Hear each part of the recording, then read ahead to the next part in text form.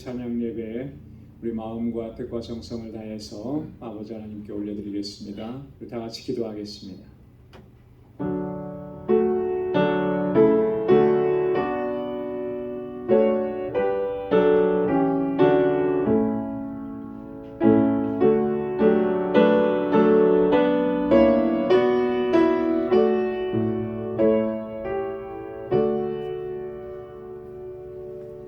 여호와의 산에 오를 자 누구며 그 거룩한 곳에 설 자가 누군고 곧 손이 깨끗하며 마음이 청결하며 뜻을 허탄한 데 두지 아니하며 거짓 맹세치 아니하는 자로다. 저는 여호와께 복을 받고 구원의 하나님께 의를 얻으리니 이는 여호와를 찾는 족속이요 야곱의 하나님의 얼굴을 구하는 자로다. 아멘. 은혜가 풍성하시고 자비하신 하나님, 오늘도 저희들을 주님 앞에 불러주시고 여호와 하나님 주님을 경배하고 찬양하고 예배케 하시니 감사합니다. 성리로 지난 3일 동안도 우리를 지키시고 보호하시며 한량없는 은혜로 채워주신 그 주님의 손길을 기억하며 이 시간 감사와 감격으로 하나님을 예배하는 저희들 되게 하여 주옵소서. 성령께서 우리를 다스리시고 주장하여 주옵시고 우리 안에 더럽고 추하고 악한 것들을 주님 앞에 내려놓사오니 주님 십자가의 보혈로 깨끗하게 씻어주시고 먼저 사죄의 은총을 허락하여 주옵소서. 거룩하신 하나님의 백성답게 주님 앞에 간절함을 가지고 나아가는 이 귀하고 복된 시간이 되도록 주장하여 주시고 우리 가운데 임하셔서 주님의 평강으로 함께하여 주옵소서. 예수님의 이름으로 간절히 기원하옵나이다. 아멘.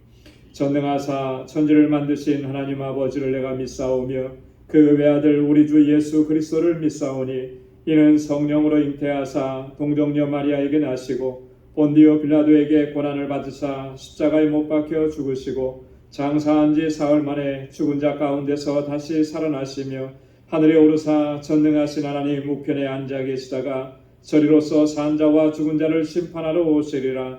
성령을 믿사오며 거룩한 공예와 성도가 서로 교통하는 것과 죄를 사하여 주시는 것과 몸이 다시 사는 것과 영원히 사는 것을 믿사옵나이다. 아멘. 찬양으로 하나님께 영광 돌리겠습니다. 약할 때 강함 되시네.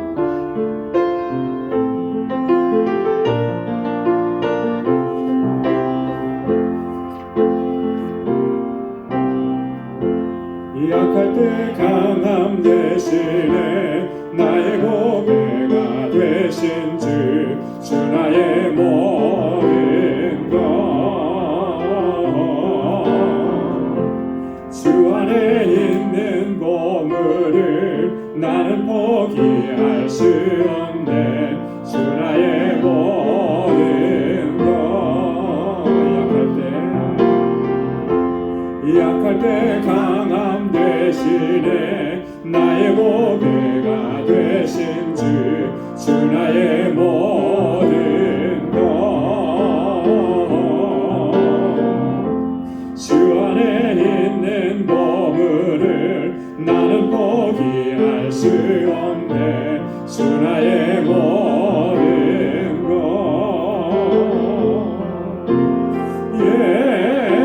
예수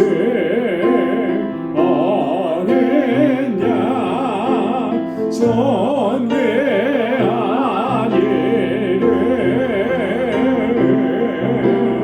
예수 어린 양 존귀한 이름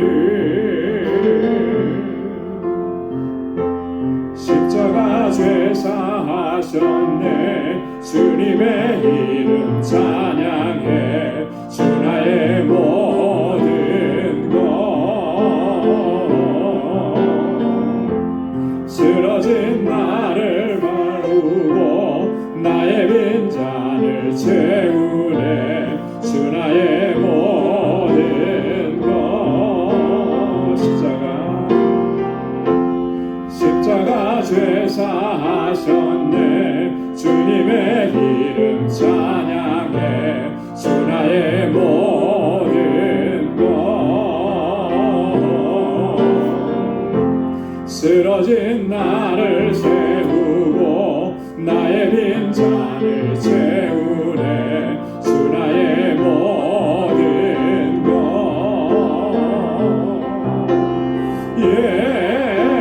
예수 어린 양 존귀한 이름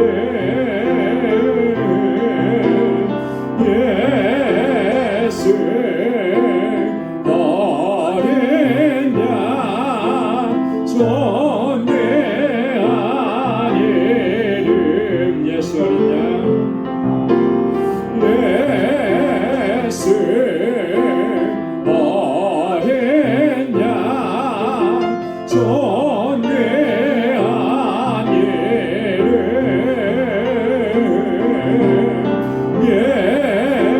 예수 어린 양 존귀한 이름. 아멘. 선한 목자 되신 우리 주 박수 치면서 힘차게 찬양하겠습니다.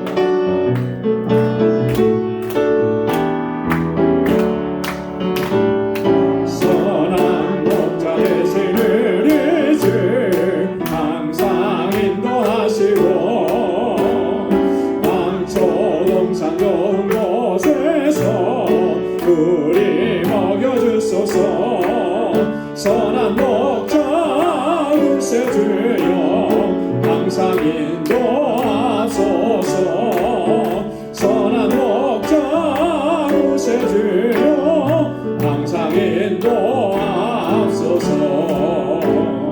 양계문이 되신 예수여 우리 영접하시고 길을 잃은 양의 우리를 항상 인도하소서. 선한 목자 구세주여 항상 들어주소서. 선한 목자 구세주여 기도 들어주소서. 흠이 많고 약한 우리도 용납하여 주시고 주의 넓고 크신 은혜로 자유 얻게 하셨네. 선한 목자 구세주여 지금 나아갑니다. 선한 목자 구세주여 지금 나아갑니다. 일찍 주의 뜻을 따라서 살아가게 하시고 주의 크신 사랑 베푸사 주를 좁게 앞서서. 선한 목자 구세주여 항상 인도하소서. 선한 목자 구세주여 항상 인도하소서. 사절여 일찍 주의 뜻을 따라서 살아가게 하시고 주의 크신 사랑 베푸사 주를 좁게 앞서서. 선한 목자 구세주여 항상 인도하소서. 선한 목자 구세주여 항상 인도하소서.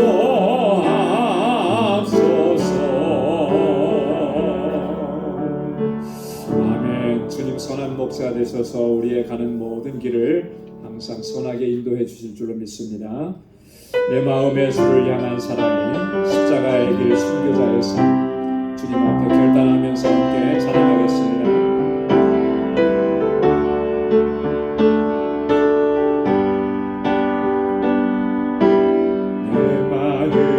주를 향한 사랑이 나의 말엔 주가 주신 진리요 나의 눈에 주의 눈물 채워주소.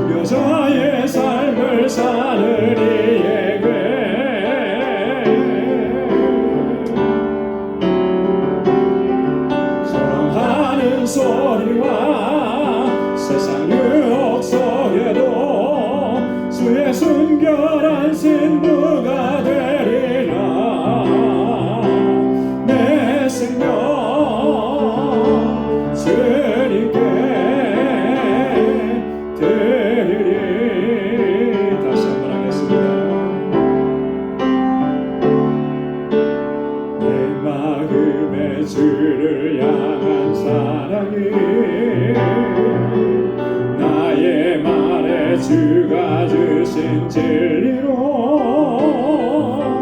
나의 눈에 주의 눈물 채워주소서.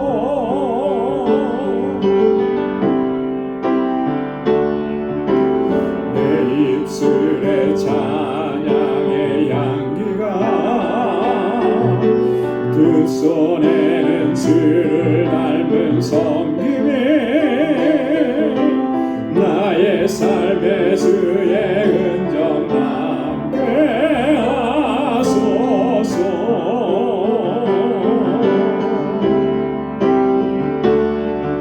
하나님의 사랑이 영원히 함께하리. 십자가의 길을 걷는 자에게 순교자의 삶을 사는 이에게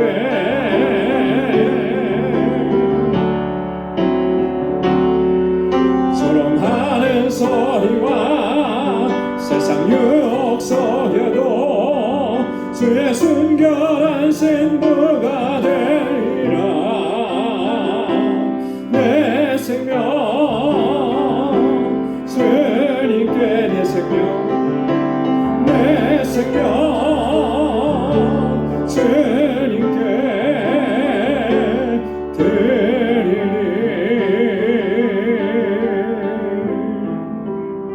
아멘. 우리의 모든 생명 주님께 드리고 주님께서 뜻하시고 명하신 일에 온전하게 순종으로 나아가는 우리 모두가 되기를 소망합니다. 우리 이 시간 다 같이 통성으로 기도하겠습니다. 우리 교회를 위해서 먼저 기도해 주시고 정말 하나님께서 세우신 뜻대로 주님의 주신 사명을 잘 감당하는 우리 믿음의 공동체가 되고 사랑의 공동체가 되도록 또 각 기관들과 세워주신 리더들 주의 종들에게 주님의 권능과 능력으로 함께 해달라고 같이 기도해 주시고 주일학교와 유스그룹과 EM을 위해서 교사들을 위해서 또 목회자 청빙을 위해서 함께 기도해 주시기 바랍니다.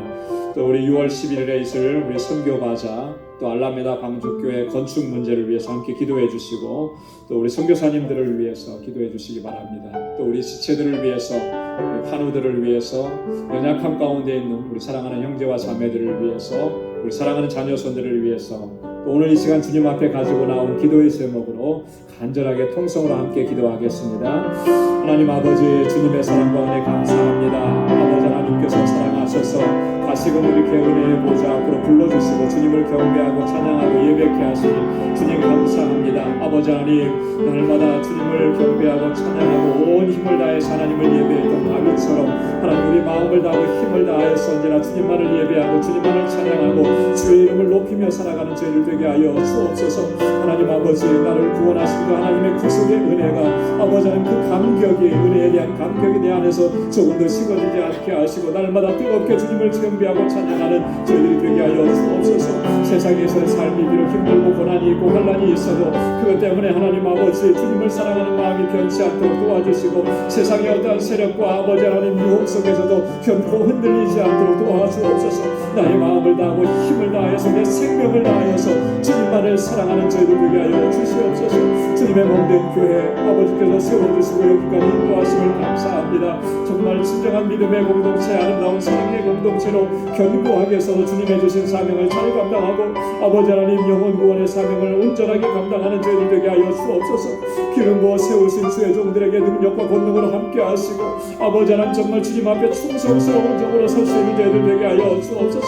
마지막 때에 주님 앞에 섰을 때 착하고 충성된 종이라고 하는 주님의 칭찬을 받게 부족함이 없게 하여 주시고 저희의 눈물과 수고와 땀과 기도가 헛되지 아니하여서 하나님 방주재단이 아름답게 세워져 가도록 도와주옵소서. 아버지 하나님 우리 사랑하는 지체들 하나님 연약한 가운데 있습니다. 곤고한 중에 주님 앞에 부르짖습니다. 주님 기억하시고 주님의 놀라우신 은총을 더하여 주옵소서.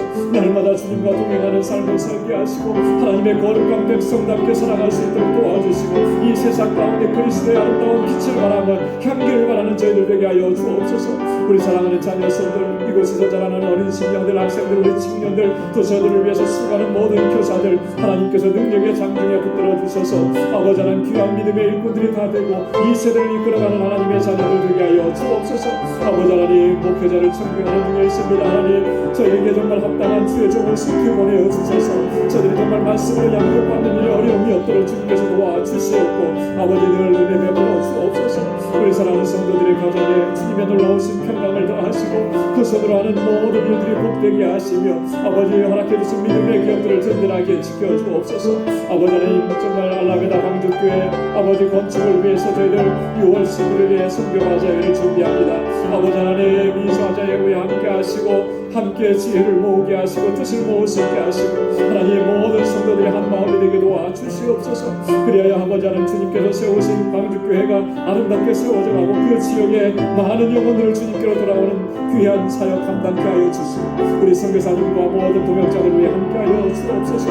아버지 하나님 이 시간도 주님께 가지고 나온 간절한 기도의 제목으로 주님 앞에 부르짖고 간구하는 사랑하는 주의 종들의 그 간절한 부르짖음마다 주님의 선하신 응답을 허락해 주시고 아버지 귀한 역사로 인도하여 주시옵소서.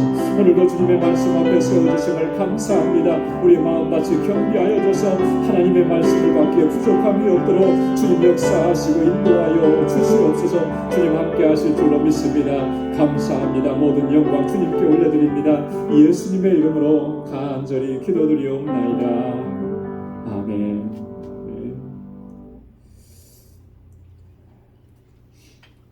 이 시간 오늘 우리에게 주시는 하나님의 말씀을 함께 봉독하도록 하겠습니다. 로마서 제12장 3절에서 13절까지 말씀입니다. 로마서 12장 3절에서 13절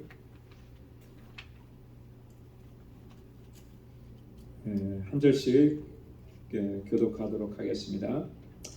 내게 주신 은혜로 말미암아 너희 중 각 사람에게 말하노니 마땅히 생각할 그 이상의 생각을 품지 말고 오직 하나님께서 각 사람에게 나눠주신 믿음의 분량대로 지혜롭게 생각하라. 우리가 한 몸에 많은 지체를 가졌으나 모든 지체가 같은 기분을 가지지 않으니 이와 같이 우리 많은 사람이 그리스도 안에서 한 몸이 되어 서로 지체가 되었느니라. 우리에게 주신 은혜대로 하는 자가 각각 다르니 혹 예언이면 믿음의 기도대로 혹 섬기는 일이면 섬기는 일로 혹 가르치는 자면 가르치는 일로 혹 권위하는 자면 권위하는 일로 예하는 자는 성취자로 사드리는 자는 기도로 공의를 베푸는 자는 순종으로 할 것이니라. 사랑엔 거짓이 없나니 악을 미워하고 선에 속하라. 형제를 사랑하여 서로 우애하고 존경하기를 서로 먼저 하며 부지런하여 게으르지 말고 열심을 품고 주를 섬기라. 소망 중에 즐거워하며 환난 중에 참으며 기도에 항상 힘쓰며 다 함께요. 성도들의 쓸 것을 공급하며 손 대접하기를 힘쓰라. 아멘. 저희가 지난주에는 제가 총회를 참석하느라고 수요 예배를 드리지 못했는데요. 그 전주에 우리가 12장 1절에서 2절 말씀을 같이 묵상을 했습니다. 12장 1절과 2절 이 두 절의 말씀은 우리가 너무나 잘 아는 말씀이고요. 또 암송하기도 합니다. 아마 여러분 좀 이 말씀은 꼭 암송을 하시면 많은 유익이 될 것 같아요. 영적 예배에 대해서 말씀을 바울이 얘기했습니다. 이 로마서 12장부터는 이 실천적인 측면들을 많이 강조했다 그랬었거든요. 그 시작의 첫 부분이 뭐냐면 영적 예배. 하나님 앞에 거룩한 산제사로 자신을 드려야 된다라고 하는 것을 바울이 선언을 하면서 시작을 합니다. 그 거룩한 산제사가 뭐냐라고 하는 것, 그건 삶의 예배라고 하는 거예요. 삶의 예배. 이 거룩하다라고 하는 의미는 구별되었다라고 하는 뜻이라고 그랬잖아요. 그래서 하나님 앞에 자신을 구별해서 하나님께서 받으시기에 합당한 삶으로 하나님 앞에 내 자신을 제물로 올려드리는 거예요. 내 삶을 제물로 올려드려서 하나님께 제사하는 것이죠. 그게 영적 예배, 거룩한 산 제사가 되게 하라. 그러려면 어떻게 하라 그랬습니까? 구체적으로 이 세대를 본받지 말라. 여러분, 우리가 살아가는 이 세대가 어떤 세대인지는 다시 설명하지 않아도 우리가 너무나 잘 알고 있고 그 속에서 우리가 살아가고 있어요. 그런 세대의 흐름 속에 그것을 본받아서 그것을 따라가는 이런 길에서 돌이키라는 거예요. 이 세대를 본받지 말라. 이 세대 가운데에는 하나님의 은총이 없습니다. 이 세상을 향한 것은 오직 하나님의 심판만이 있는 것뿐이에요. 그런데 그런 쪽으로 자꾸 따라가는 것은 그거는 하나님 앞에 정말 거룩한 산 제사를 드리는 자로서 합당한 모습이 아니라고 하는 거죠. 두 번째는 마음을 새롭게 함으로 변화를 받으라 그랬어요. 우리 안에 항상 주의 성령으로 충만해지고 그래서 영적인 사람이 돼. 변화된 사람은 변화된 심령 가운데 변화된 삶이 나타나는 거죠. 그죠? 이 속이 변하지 않으면 겉을 아무리 뭐 이렇게 멋있게 치장한다 그래도 그거 오래 가지 못합니다. 나중에는 다 속에 있는 것이 드러나게 돼 있어요. 그리고 우리 속 사람이 변화돼야 돼요. 그래야만 우리의 겉으로 드러나는 삶의 모습도 정말 그리스도인다운 하나님의 자녀다운 모습으로 드러날 수가 있게 되는 거예요. 그래서 날마다 성령 충만함 가운데 거하도록 성령의 임재를 갈망하면서 그렇게 주님 앞에 나아가야 돼요. 그리고 세 번째는 뭐라 그랬습니까? 하나님의 뜻을 분별해야 된다라고. 하나님의 선하시고 하나님 기뻐하시고 하나님의 온전하신 뜻이 무엇인지 늘 분별. 여러분 하나님의 뜻을 분별하지 않고 하나님의 뜻을 깨닫지 못하고 그렇게 신앙생활 하는 것은요 결코 하나님을 기쁘시게 할 수가 없는 거예요. 우리는 항상 무엇을 쫓아가야 되는 거냐면 하나님의 뜻을 쫓아가야 되는 것입니다. 끊임없이 우리를 유혹해오는 것은 내 뜻대로 하고 싶은, 내 마음대로 하고 싶은, 내 이 속 안에 있는 욕망대로 하고 싶은 이런 것들이 끊임없이 우리를 유혹합니다. 그것을 이겨내려고 하면 하나님의 뜻을 구하는 것밖에 다른 방법이 없는 거죠. 하나님의 뜻을 구하고 그 뜻대로 순종하는 삶을 살아갈 때 하나님께서 그 예배를 거룩한 산 제사로 받으신다라고 하는 것이죠. 자, 이것이 이제 로마서 12장 이하의 말씀의 아주 중요한 서론적인 부분이었고요. 오늘 함께 봉독한 3절부터 13절까지는 이러한 중심을 가지고 우리가 교회 공동체, 신앙 공동체 안에서 우리가 어떻게 살아가야 되느냐, 공동체 안에서 우리의 삶은 어떠해야 하느냐라고 하는 것입니다. 자, 그리고 이제 다음 주에 우리가 묵상할 14절부터 마지막 절까지는 우리가 사회 속에서 삶의 현장 속으로 들어가서 어떤 자세로 살아가야 되느냐라고 하는 것을 바울이 이렇게 두 번 나눠서 이렇게 설명을 합니다. 그래서 오늘 첫 번째는 교회 안에서 우리 성도의 삶인데요.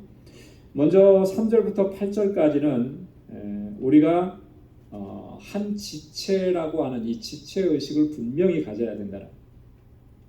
우리가 그 공동체 안에서 서로 한 몸을 이루는 지체라고 하는 것을 반드시 기억해야 한다라고. 그리고 하나님께서 우리에게 이 공동체 안에서 어떻게 행해야 하는지 그것을 잘 행할 수 있도록 우리에게 은사를 주셨는데 그 은사를 가지고 어떻게 해야 하느냐라고 하는 것을 바울이 구체적으로 얘기합니다. 그리고 9절부터 13절까지도 이 성도 상호 간에는 우리가 어떤 자세를 가져야 하느냐라고 하는 것을 이렇게 구분해서 말씀을 합니다. 자, 그래서 우리 첫 번째 부분 3절부터 8절까지 말씀을 먼저 생각해 보도록 하겠습니다. 자, 3절 말씀을 우리 다시 한번 같이 읽어볼까요? 3절이요, 다 같이요. 내게 주신 은혜로 말미암아 너희 중 각 사람에게 말하노니 마땅히 생각할 그 이상의 생각을 품지 말고 오직 하나님께서 각 사람에게 나눠주신 믿음의 분량대로 지혜롭게 생각하라. 여기 보면 믿음의 분량대로 지혜롭게 생각하라 이렇게 권고합니다. 하나님께서 나에게 주신 은혜로 말미암아 너희에게 권고한다 이런 거예요. 바울이 하나님께로부터 받은 은혜 안에서 지금 로마 교회 성도들에게 권고하는 내용이 뭐냐면 너희 공동체 안에 너희가 마땅히 생각할 그 이상의 생각을 품지 말라. 여러분 이게 굉장히 중요하죠. 이거를 다른 말로 표현하면 이렇게 얘기할 수 있을 거예요. 자기 분수를 잘 지켜라 이런 의미예요. 분수에 넘어서 그렇게 말하거나 그렇게 생각하거나 판단하지 말라라고 하는 거예요. 바울이 로마 교회 성도들에게 이렇게 권고하는 것을 보면 여러분 왜 이렇게 권고했을 것 같습니까? 우리가 추정해 볼 수 있는 것은 바울이 로마 교회에 대한 소식을 많이 들었을 거 아니에요? 그런데 좋은 모습도 많이 들었지만 또 이런 모습에 대한 것도 바울이 들은 거예요. 분수를 넘어서서 생각하고 판단하고 그래서 서로에게 상처가 되고 아픔이 되고 혼란이 야기되고 이런 일들에 대한 이야기를 들은 거예요. 그래서 바울이 공동체 안에서 먼저 이렇게 얘기하는 거죠.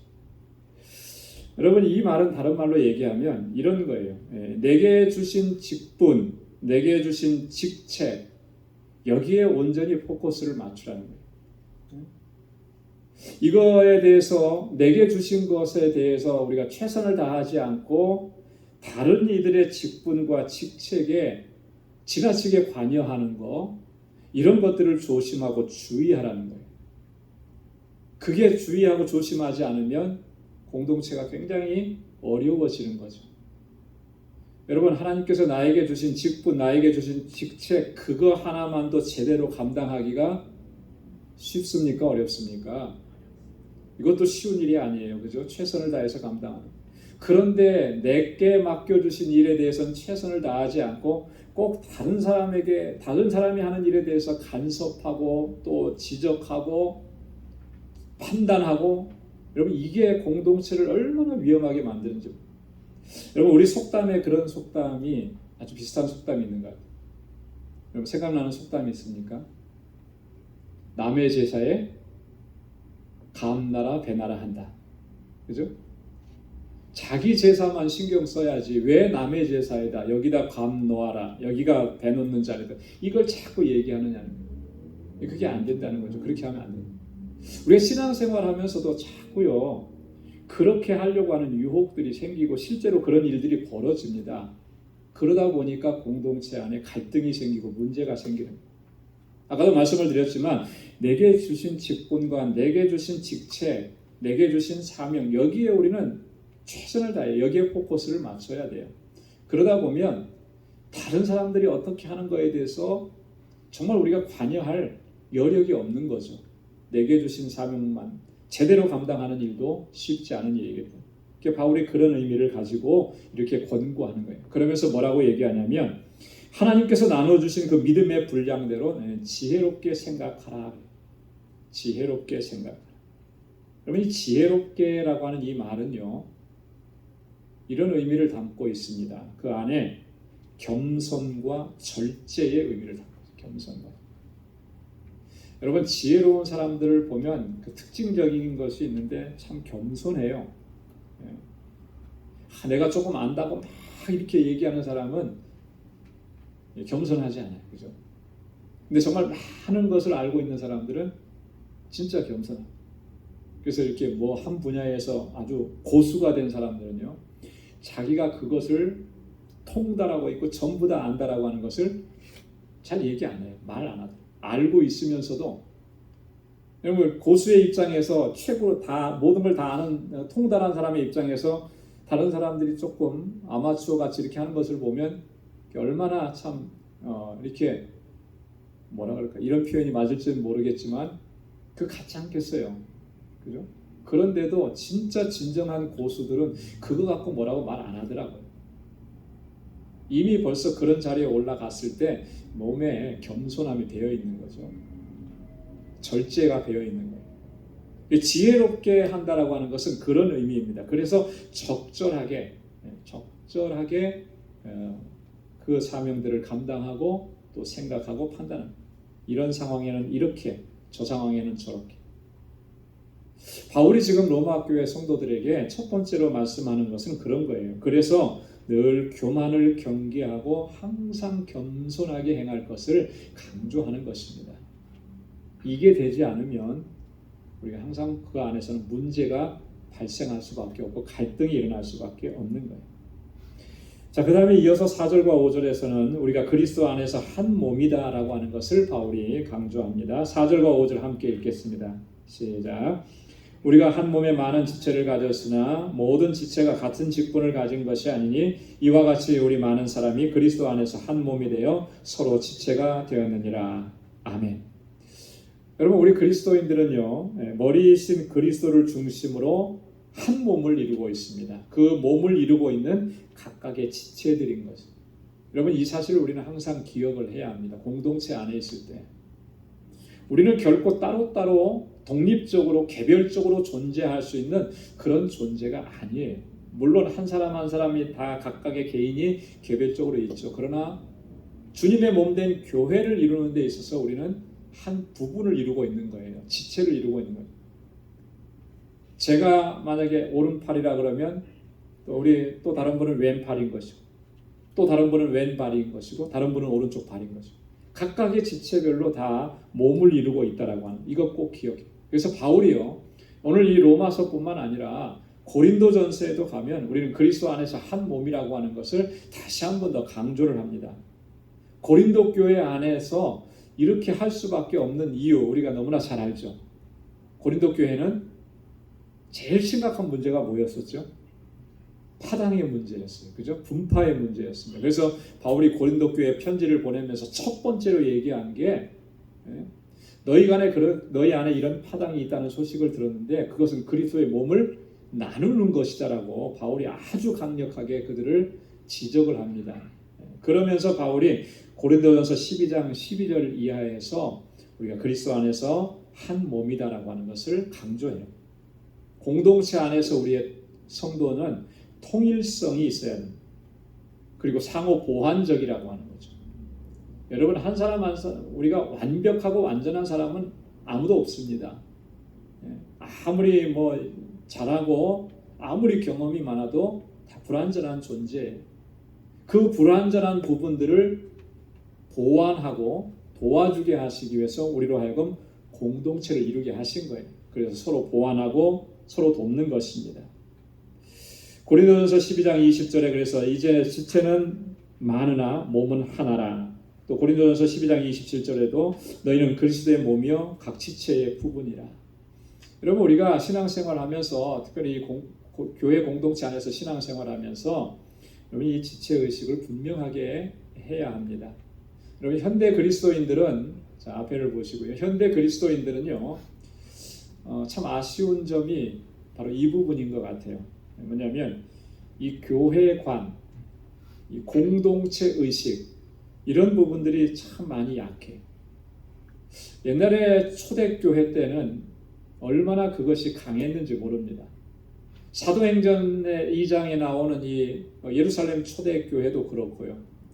우리나라 한국 기독교 역사에 있어서 우리나라 초기 교회들도 성도들을 보면 정말 이 지체의식이 굉장히 한 가족이라는, 그래서 서로 돕고 위해서 기도하고 함께. 근데 현대 사회로 가면 갈수록 사회적인 흐름이 그렇다 보니까 교회도 그런 영향을 너무나 많이 받아.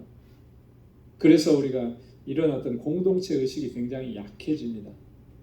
이게 굉장히 교회를 위험하게 만드는 거예요. 그래서 오늘날 교회가 많이 분열되고 나누어지고 다툼이 있고 싸우고, 그래서 뭐 사분 오열되고 이런 일들이 왜 그러냐면 공동체 의식이 약해지는 거예요. 지체 의식. 여러분, 내 몸을 생각하면 내 몸이 나누어지는 거, 이게 있을 수 있는 일이겠어요? 없잖아요, 그죠? 그런데 교회가 나누어지고 교회가 이렇게 분리되고 갈등이 일어나고 이러는 거에 대해서는 별로 심각하게 생각 안 하는데 이게 문제라고 하는 거예요. 주님은 분명하게 우리에게 말씀하셨고 바울을 통해서도 오늘 또 증거하는 거예요. 너희는 그리스도의 몸이고 각 몸을 이루는 각 지체들이라고 하는 거예요. 이것을 우리가 분명하게 기억하고 또 주님의 몸된 교회 안에서 주님께서 주신 은사대로 또 서로 섬기고 주님의 주신 사명을 감당해야 할 줄로 믿습니다. 모든 지체가 각각 같은 직분을 가진 것은 아니다. 같은 은사를 받은 것은 아니다라고 하는 것을 이야기합니다. 서로 각각 다른 은사를 주셨습니다. 아마 이 공동체 안에서 지금 예배드리는 여러분들과 또 이 안에서도 보면 물론 같은 비슷한 은사를 받으신 분들도 있겠지만 각각에게는 다 다른 은사를 주셨어요. 왜 그렇게 하셨겠습니까? 서로 도우라고 하는 거죠. 부족한 부분들을 채워가게 하시는 거예요. 완벽한 사람은 없으니까. 그 은사를 주셔서 그것으로 주님의 몸된 교회를 아름답게 세워가는 그런 도구가 되라고 그렇게 은사를 주신 겁니다.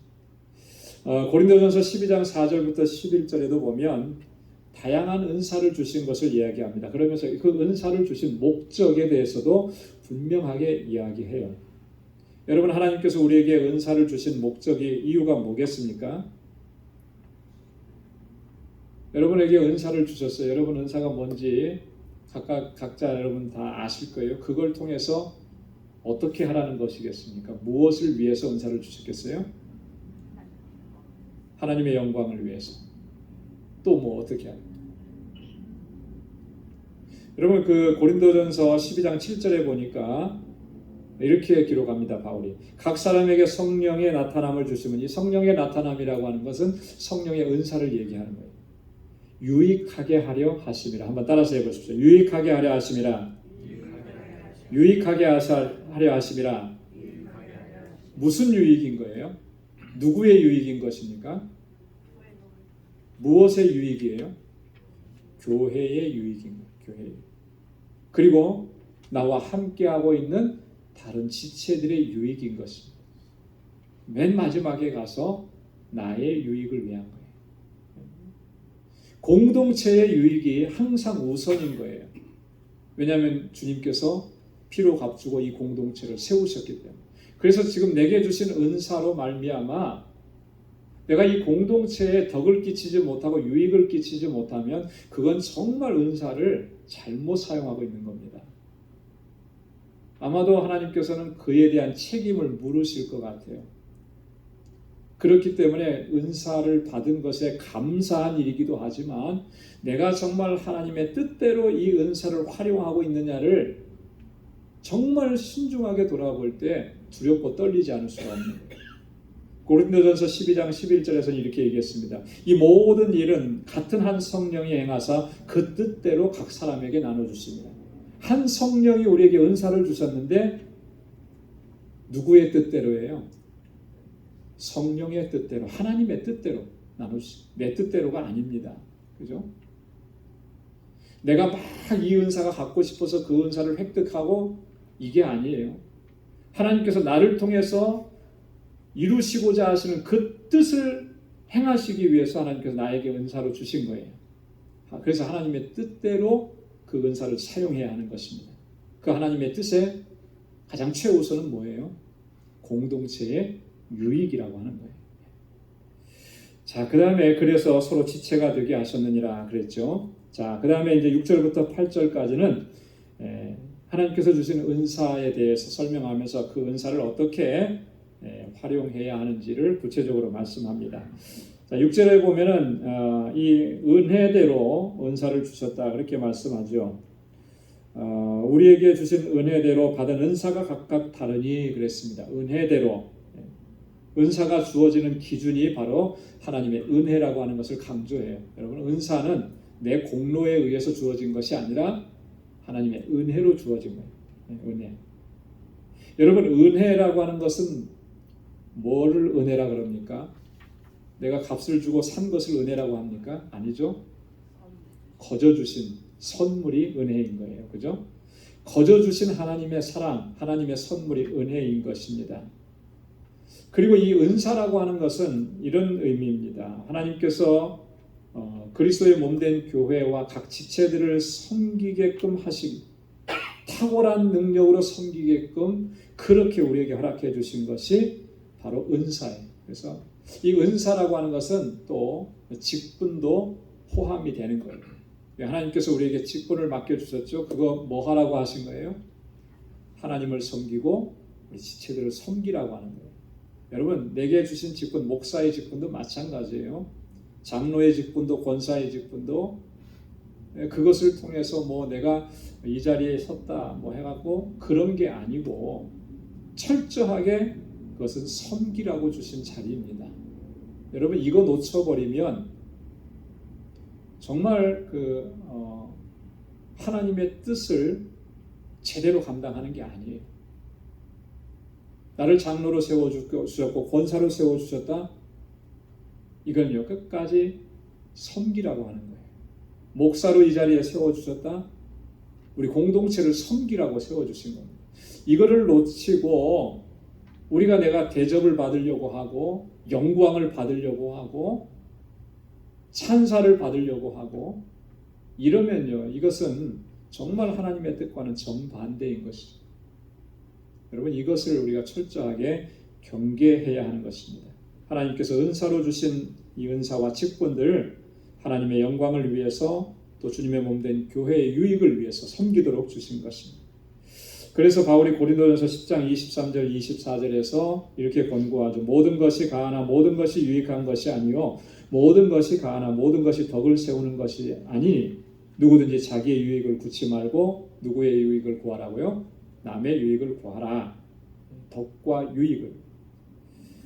자, 그 다음에 6절에 보면 예언이면 믿음의 분수대로 그랬습니다. 예언이면 믿음의 분수대로. 예언의 은사에 대해서. 여러분, 예언의 은사는 어떤 은사죠? 예언의 은사는 어떤 은사를 예언의 은사라고 그럴까요? 미래를 예측하고 우리가 모르는 일을 알게 하고 그러는 것을 예언의 은사라고 할까요? 물론 그런 의미가 전혀 없지는 않지만 여기서 예언의 은사라고 하는 것은 그보다는 본질적으로 이런 거예요. 하나님께서 주신 그 말씀으로, 계시의 말씀으로 위로하고 권면하고 교훈하고 이렇게 하는 것을 예언의 은사라 그렇게 얘기합니다.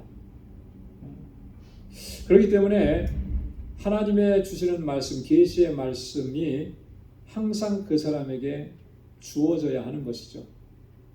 말씀이 늘 기억나고 말씀이 생각나고 그 말씀으로 또 서로를 위로하고 권면하는 거예요. 그 예언의 은사를 여기 보면 믿음의 분수대로라 그랬잖아요. 도에 지나치지 않도록 그런 의미입니다. 여러분, 이게 쉽게 설명하면 이렇게 바울이 이런 마음을 가지고 얘기하는 겁니다. 말씀으로 누군가를 권면하고 또 누군가를 또 이렇게 교훈하고 그렇게 하는데 정작 자기 자신은 그렇게 하지 않으면서 다른 사람에게 그렇게 하는 거예요. 여러분, 뭐든지 자기 자신에게 먼저 적용을 시켜야 됩니다. 그죠? 말씀으로 내가 누군가를 양육하고 가르친다 했을 때 내게 먼저 적용이 돼요. 목사도 마찬가지입니다. 설교를 할 때에도 이 설교는 먼저 나를 향한 설교예요. 저를 향한 설교가 돼요. 그게 되지 않고 회중들에게만 향하는 설교라고 생각하면 그거는 정말 말씀을 잘못 선포하는 것이죠. 여러분, 예언의 은사라는 것도 이것이 지금 믿음의 분수대로라고 하는 말이 그런 의미인 거예요. 자기 자신에게는 적용하지 않고 자기 자신은 그 말씀으로 교훈받으려고 하지 않고 다른 사람을 교훈하고 판단하고 권면하고 이러는 용도로만 쓰는 거, 그것은 대단히 잘못됐다라고 하는 거예요. 은사를 잘못한 거예요. 그래서 믿음의 분수대로 그렇게 해야 된다라고 얘기합니다. 자, 그 다음에 7절에 보면 섬기는 일이면 섬기는 일로 그랬습니다. 이 섬기는 일이라고 하는 것은 헬라어로는 디아코니아라고 많이 들어보셨죠? 디아코니아. 이 공동체의 다른 사람들에 대한 봉사예요. 이 디아코니아에서 어떤 단어가 나왔냐면 디아코노스라는 말이 나왔습니다. 이 디아코노스라는 말은 요즘 우리말로 얘기하면 집사라고 하는 그런 뜻입니다. 집사라. 섬기는 일에 정말 구체적이고 실제적으로 그렇게 섬겨야 된다. 그렇게 바울이 지금 강조합니다. 여러분, 우리 성도는 다 그런 거예요. 서로를 섬기도록 하나님께서 이 자리에 세워주신 거죠. 근데 그 섬김이 구체적이어야 되는 거예요. 실제적이어야 된다. 자, 그 다음에 가르치는 자면 가르치는 은사에 대해서 얘기했죠. 가르치는 자는 가르치는 일로. 이 가르친다라고 하는 것은 뭘 가르치는 거겠습니까? 말씀을 가르치는 것을 얘기합니다. 그죠? 이렇게 살아야 된다, 저렇게 살아야 된다, 이런 걸 얘기하는 게 아니고 하나님의 말씀을 가르치는 거예요. 그 말씀을 잘 체계적으로 공부하고 연구해서 다른 사람들에게 전달하는 그런 역할을 감당하는 사람을 이제 가르치는 자라. 초대교회에 말씀 교사들이 있었어요. 사도들은 하나님의 말씀을 선포하죠. 그리고 그 선포한 말씀과 계시된 하나님의 말씀으로 성도들을 양육하는 그런 말씀 교사들이 있습니다. 성경에 보면은 바울이 고린도서에서 그렇게 얘기했습니다. 나는 심었고 누가 물을 주었다 그랬죠? 아볼로는 물을 주었다. 바울이 심었다라고 하는 것은 복음을 전했다라고 하는 거예요. 그죠? 그래서 많은 사람들이 회심을 하게 되고 그래서 교회가 세워지게 된 거죠. 그 이후에 양육하는 모든 일들은 누가 감당했다는 거예요? 아볼로가 감당을 했다는 거예요. 그때 이 아볼로의 아주 중요한 역할은 뭐였냐면 하나님의 말씀으로 성도들을 가르치는 거예요. 자, 여러분 이렇게 가르치는 은사를 받고 그 직분을 감당하는 사람은 정말로 지혜가 필요한 거죠. 하나님의 말씀을 잘 이해하고 또 잘 파악할 수 있는 그런 지혜가 필요하고 또 지식도 필요해요. 말씀에 대한 지식. 말씀에 대한 지식이 없는데 어떻게 가르칠 수가 있겠어요? 이 말씀에 대한 지식이라고 하는 부분은 이것과 연결이 되는 겁니다. 말씀을 연구하는 것. 말씀을 잘 연구해야 돼요. 그래서 이렇게 우리 교회 안에도 지금 가르치는 직분을 맡으신 분들이 여러분들 계시잖아요. 특별히 구역 안에서 말씀 교사들. 여러분 말씀 교사들은 정말 말씀을 정말 심도 있게 연구해야 합니다. 저희가 구역 예배 준비를 위해서 짧은 시간에 우리가 교육하는 시간이 있는데 그거 갖고 충분하지 않아요. 그 말씀을 가지고 정말 묵상하면서 연구해야 해요. 그래서 그 말씀을 제대로 또 구역 식구들에게 전해야 하는 것이죠. 말씀 교사들에게 가르치는 은사가 있는 사람에게는 이게 요구가 된다라고 하는 거죠. 자, 권위하는 자면 권위하는 일로. 권위라고 하는 것은 어떤 일입니까? 권면하고 위로한다라고 하는 거예요. 이 말은 이런 겁니다. 선포된 하나님의 말씀을 삶 속에서 잘 적용하고 또 순종하도록 장려하고 권고하는 거예요. 이런 말씀이 그냥 내게 적용이 되어지지 않으면, 내 삶 속에서 적용이 되어지지 않으면 그 말씀은 아무런 능력으로 내게 나타나지 않습니다. 여러분 말씀을 내가 많이 듣고 많이 읽었다라고 하는 것이 그게 능력이 될 수는 없어요. 그 말씀을 어떻게 내 삶 속에서 적용하느냐 그리고 실천하느냐 이게 능력인 거예요. 그래서 말씀대로 순종하고 실천하고 적용해 나갈 때 그 말씀의 능력을 우리가 경험하는 거예요.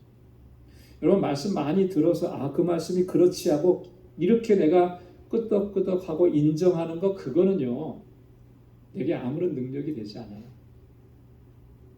100번 1000번 강조해도 부족함이 없는 게 그 하나님의 말씀대로 순종할 때 그 말씀의 능력. 내 이웃을 내 몸과 같이 사랑하라. 그렇게 해야지. 들을 때마다 우리는 끄덕끄덕 하죠. 근데 그렇게 하지 않으면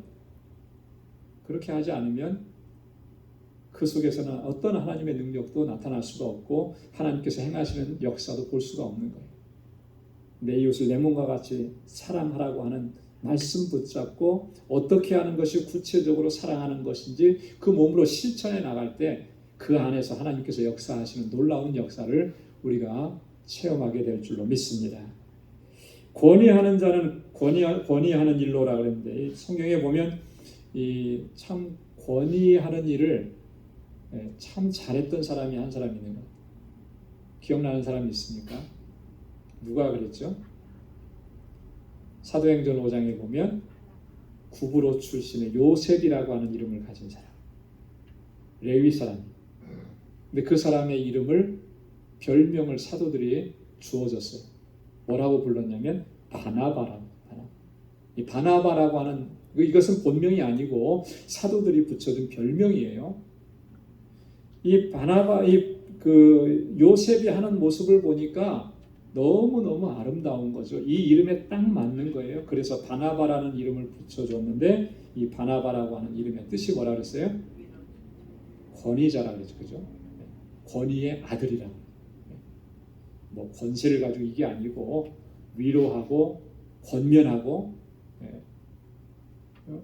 그렇게 다른 사람들을 도와주고 격려하는 이 일을 너무나 잘하는 거예요. 그래서 이 바나바가 자기가 있던 재산 다 이렇게 어떻게 했어요? 다 팔아서 성도를 섬기는 일에 그렇게 헌신했던 사람. 자, 이 은사를 가지고 섬기는 사역을 감당하려고 하면 아무래도 어떻겠습니까? 다른 성도들의 상황을 잘 알고 있어야 되겠죠. 그리고 그 사람에 대한 사랑, 깊은 사랑을 가지고 있어야 돼요. 그것만 가지고도 안 될 거예요. 또 그 문제를 해결해 나갈 수 있는 지혜가 필요합니다. 그래서 하나님 앞에 늘 엎드리게 되는 거죠. 자, 그 다음에 8절에 또 보면 구제하는 자는 성실함으로 그랬습니다. 이 구제라고 하는 것은 개인적인 그 자선을 의미하는 겁니다. 경제적으로 또 어려운 사람들을 돌보고 또 그 필요를 채워주는 그런 역할이. 근데 여기 보면 구제의 원리는 뭐라 그랬습니까? 성실함으로 그랬어요. 성실함. 여러분, 이 성실함이라는 게 무슨 의미일까요? 문자적으로 얘기하면은 뭐 이랬다 저랬다 하지 않고 그냥 꾸준하게 이런 의미잖아요. 근데 이제 이 헬라어의 의미는 조금은 달라요. 성실함이라고. 원어의 의미는 관대하게, 넉넉하게, 후하게 이런 의미를 담고 있습니다. 구제하는 일은 어떻게 하라는 거예요? 인색하게 하지 말고 후하게, 넉넉하게 하라. 또 하나 의미를 담고 있는 게 뭐냐면 단순하게라고 하는 의미예요. 단순하게. 이 성실함이라고 하는 것에 단순하게. 이 단순하다라고 하는 의미는 이런 거예요. 감추어진 동기가 없는 순수한 마음으로 심플하게. 그죠? 저 사람이 어렵고 힘드니까 불쌍히 여기는 마음, 긍휼히 여기는 마음이 있어서 하나님께서 나에게 주신 것으로 정말 심플하게 나누는 거예요. 근데 간혹 가다 보면 이런 사람 도와주면서도 보답을 기대해. 내가 이렇게 도와줬으니까 다음에 저 사람이 나에게 이렇게. 이것은 성실함으로 구제하는 게 아니에요. 뭔가 기대하잖아요. 보답을 기대하잖아요. 이거는 정말 진정으로 도움을 주는 게 아니라고 하는 거죠. 성경이 말씀하고 있는 구제하는 자는 성실함으로라고 하는 것은 그런 기대가 없어요. 정말 심플하게 주님의 주신 감동으로 그렇게 하는 거예요. 8절에 보니까 다스리는 자는 부지런함으로. 여러분, 다스리는 자라고 하는 말은 교회의 치리와 운영에 책임을 맡은 사람들, 그 역할을 감당하는 것인데 부지런함으로라고 해서 부지런함으로. 이 부지런함으로라고 하는 것도 뭐 게으르지 않고 이런 의미보다는 정말 건강하게 올바르게 성장하도록 그렇게 최선을 다하는 건데요. 근면함뿐만 아니라 도덕적 긴장감을 갖추고라고 하는 의미가 담겨져요.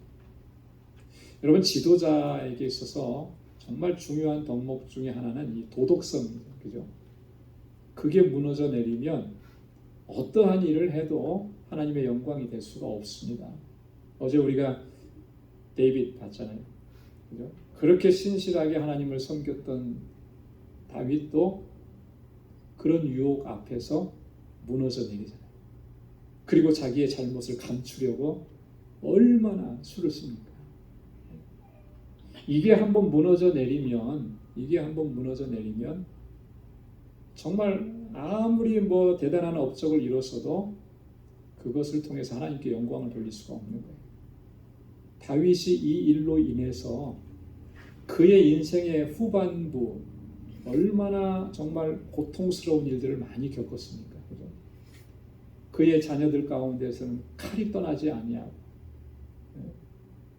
자기가 했던 일과 똑같은 일들이 자녀들 가운데서 일어나고 심지어는 아버지를 반역하고 자녀들끼리 서로 죽이고 끔찍한 일을 겪잖아요. 자기 자신만 그렇게 겪는 것이 아니고 다윗은 지금 뭐였습니까? 이스라엘의 왕이었잖아요. 그 일로 인해서 이스라엘이라고 하는 나라가 위태롭게 돼요. 그렇기 때문에 이 지도자들은 특별히 정말 이 부분에 있어서 조심해야 하는 것입니다. 여러분들이 어떤 일을 맡았든지 여러분들도 다 지도자의 위치에 있어요. 가정에서도 마찬가지고. 그래서 이 부지런함으로라고 하는 이 의미, 근면함과 도덕적 긴장, 이것을 놓쳐버리게 되면 정말 내가 맡고 있는 이 공동체가 위험해질 수 있다라고 꼭 기억해야 하는 것입니다. 자, 그리고 마지막 8절에서 또 하나 마지막으로 은사는 긍휼을 베푸는 자는 즐거움으로 이렇게 긍휼을 베푸는 은사. 이 여기서 말하는 긍휼은 앞에서 말한 구제하고는 조금 다릅니다. 구제라고 하는 것은 이렇게 금전적인 것으로 도움을 주고 막 그렇게 했다면 이 긍휼을 베푼다라고 하는 것은 어려움에 처한 사람들에게 직접 찾아가서 그 몸으로 봉사하고 섬기고 자비를 베푸는 것을 의미해요. 환난당하고 곤고한 자리에 있는 사람들에게 직접 찾아가서 돕는 것이고, 미국 사회도 그런 단체들이 많이 있는데 한국도 보면 그런 단체들이 많더라고요. 자원봉사단, 그죠? 어떤 천재지변이 있거나 이러면 사람들이 다 자발적으로 모여가지고 직접 그 자리에 가서 정말 힘을 다해. 물론 돈을 보내주고 이렇게 해서 경제적으로 도움을 줄 수도 있죠. 그러나 그것 갖고 안 되는 일들이 얼마나 많습니까? 여러분, 내가 돈으로 원조를 받아서 이런 어려움을 극복해 나가는 그런 경우도 참 감사하고 감격스러운데, 이 어려운 환경 속에 직접 와서 함께 도와주는 사람들을 이렇게 만나면 정말 그 감격은 말로 표현할 수가 없는. 제가 가끔씩 전에는 봤던 프로그램 중에 하나가 동행이라는 프로그램이 있어요. 보신 분이 있을 거예요. 근데 그 프로그램을 한번 해놓고 이제 방송 나가면 나중에 보니까 그 방송을 보고 많은 사람들이 와서 직접 도와주더라고요. 어떤 사람은 이렇게 물질로 도와주는 사람도 있고, 그런데 이제 그 삶의 현장이 정말 안 좋고 그러니까 팀을 이루어서 자원봉사단이 와서 거기에서 막 이렇게 일을 해요. 그 더운 날에 마스크 쓰고 있으면 얼마나 답답하고 힘들겠어요. 그 집안을 깨끗하게 청소해주고 살 수 있는 곳으로 만들어주기 위해서 그렇게 합니다. 여러분, 그렇게 하는 것들을 의미하는 겁니다. 긍휼을 베푸는 자.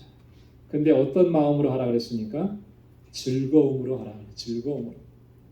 부득이함으로가 아니고 억지로가 아니고 기쁘고 자원하는 마음으로 그렇게 하라는 거예요. 기쁜 마음을 가지고. 하나님께서 나에게 베풀어 주신 그 은혜가 너무나 감격스럽다라고 하는 것을 날마다 우리가 고백하면 주님께서 내게 주신 그 은사로 섬기는 일들이 짐이 되지 않을 거예요. 무거움이 되지 않을 겁니다. 기쁜 마음으로 감당할 수가 있어요. 은사는 그래요. 하나님께서 주신 은사로 섬기는 일들은 하나님께서 항상 우리 안에 기쁨을 주시는 겁니다. 그래서 육체는 힘들 수 있죠. 육체는 힘들고 또 경제적으로는 어려움이 생길 수도 있어요. 그러나 그것이 문제가 되는 것이 아니고 하나님은 내 안에 항상 그 기쁨을 주셔서 그 기쁘고 자원하는 심령으로 그 모든 사역들을 감당하게 하시는 겁니다. 그게 은사가 품고 있는 능력이기도, 내게서 나온 것이 아니고 성령께서 허락해 주신 것이기 때문에 그 은사를 주신 것을 가지고 이렇게 우리 지체들을 섬겨야 된다라고 바울이 권고하고 있습니다. 여러분, 이 말씀들을 우리가 돌아가서 다시 한번 천천히 묵상하면서 이제 이후로라도 우리가 정말 공동체 안에서 우리의 사랑하는 지체들을 어떻게 섬겨야 할지를 다시 한번 우리 안에서 바로 세울 수 있는 우리 모두가 될 수 있기를 소망합니다. 9절부터 13절까지는 오늘 좀 시간이 모자라서 다음 주에 이어서 이렇게 하도록 하겠습니다. 우리 성도 상호 간에 우리가 어떤 자세를 지녀야 하는지 다음 주에 한번 말씀을 나누도록 하겠습니다. 자, 우리 기도하겠습니다. 하나님 아버지, 감사합니다. 오늘도 주님, 저희들을 사랑하셔서 이렇게 주님을 경배하고 찬양하게 하시고 마음을 같이 하여서 또 기도하게 하시고 특별히 교회를 위해서 뜻을 같이 해서 기도하게 하시니 감사합니다. 또 오늘 주신 말씀을 다시 한번 우리가 가슴에 새길 수 있도록 은혜 허락하여 주옵소서. 머리이신 그리스도를 중심으로 주님의 몸된 교회를 이루고 있는 각 지체임을 저희가 항상 기억하게 도와주시고 우리 공동체 안에서 주님의 주신 은사대로 서로 사랑하고 또 서로 섬길 수 있는, 그래서 정말 하나님의 영광을 위해서 아름답게 세워져가는 귀한 공동체가 될 수 있도록 하나님 인도해 주옵소서. 무엇보다도 하나님, 사랑으로 충만한 공동체가 되게 하여 주옵소서. 주님께서 나를 사랑해 주신 것처럼 이제 그 사랑을 가지고 또 서로 사랑하고 섬기고 위로하고 격려하면서 그렇게 하나님의 뜻을 이루어가는 우리 방주 공동체가 되도록 주님 인도하여 주옵소서. 이제는 우리 주 예수 그리스도의 무한하신 은혜와 하나님 아버지의 크고 놀라우신 사랑과 성령의 위로 교통 충만하심의 역사가 주님의 몸된 교회를 아름답게 섬기고 주님의 영광을 위해서 최선을 다하기로 결단하는 우리 방주의 모든 믿음의 권속들과 저들의 가정과 직장, 생업의 터전과 학업 위에 이제로부터 영원까지 함께 하시기를 간절히 축원하옵나이다. 아멘.